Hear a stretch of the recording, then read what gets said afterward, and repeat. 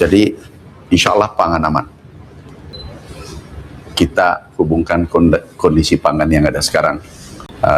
Alhamdulillah setelah kami menghitung kekuatan pangan kita dengan kondisi geopolitik yang memanas, pangan kita, cadangan kita sampai dengan hari ini itu tersedia sampai dengan 324 hari cadangan pangan kita. Mulai dari cadangan Bulog itu 3,7, kemudian di Horeca 12 juta lebih, jadi 3,7, kemudian standing crop juga 10-11 juta, totalnya bisa bertahan 324 hari.